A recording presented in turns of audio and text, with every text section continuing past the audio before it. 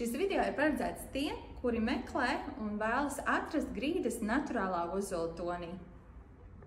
Šodien mēs speciāli tieši runāsim par laminātiem, jo īstenībā viss nav nemaz tik vienkārši.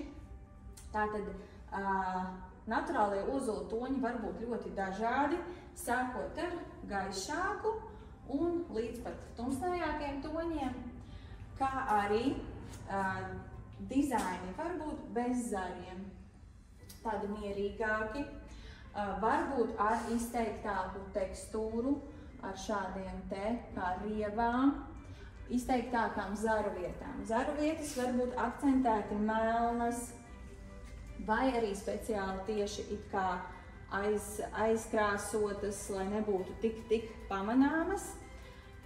Protams, arī dēļu platumi un formāti un garumi. Lūk, šajā gadījumā kolekcija Odense no ražotāja Pergo piedāvā platus un divmetrīgi garus dēļus. Attiecīgi citā kolekcijā jūs iespējams varat saņemt šaurākus un īsākus dēļus. Un pati pēdējā lieta noteikti ir tekstūra. Šeit izteikts raupjums, tāds kā neapstrādāts dēlis. Šeit matējums kājām tāds matētāks.